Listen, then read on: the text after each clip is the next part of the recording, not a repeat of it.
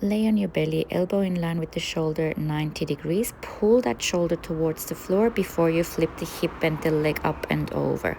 Once you're in that position, push your right hand into the ground firmly. We're going to hold that for a few seconds so you can feel a stretch in the front of your shoulder. From there, we're going to transition, make fist, and then try to lift the fist off the ground, thumb pointing upwards. So push the elbow into the floor here, which might intensify the stretch. And then thirdly, just try to pull the top hip a little bit lower. You will feel a little bit more twist through the spine.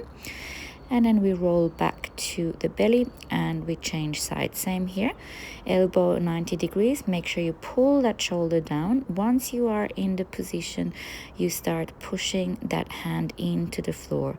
At the same time, you will feel an intensified stretch in that shoulder at the front. Then we make a fist, thumb pointing up, elbow pushing into the floor. So you attempt, or the intention should be there, to lift the thumbs and the fist. Then a bit more rotation through the spine, pull the top glute down towards the floor for a few seconds and come out. Sit in a tuck, grab a stick, palms facing down, chin to chest, and then elevate the shoulders to the ears. Lift the stick up and as far back as you can for 10 seconds. Then we do that a second round, chin to chest, shoulders lift up, pulling as far back as we can. Hold that there. And we're going to go for a third time, so we're going to do 3 times 10 seconds. With each rep, try to make yourself small while trying to reach the arms up and back. Next is going to be the same, but now the palms facing up in a supinated grip. You're still rounding your spine, chin to chest. You can think of knee to your nose or nose to your knee, elevating the shoulders up to the ears before you then lift the stick up and over. For some people, this variation feels easier than the pronated position with the palms facing down. So see how you go. And we're going to do that a third time. Chin to chest, lift the shoulders up, pull as far back as you can. For another 5, 4, 3, 2, and 1. Then transition into a child's pose, forehead on the ground, grab the stick, and the intention should be there to lift the stick, even if it's not completely coming off the floor.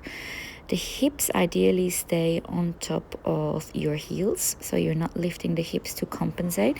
So we're isolating the movement through the shoulders. Also here, we're going to hold that 3 times 10 full seconds, which might be quite hard.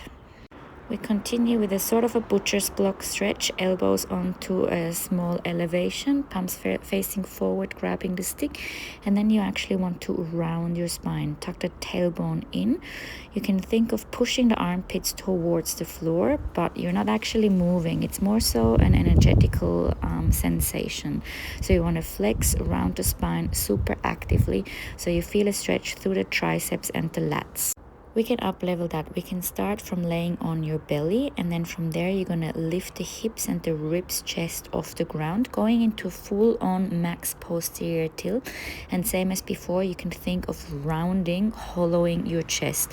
The knees can stay on the floor. Whenever this is too much, you can go into the previous variation, but give this one definitely a shot. It demands a lot more active mobility in this position.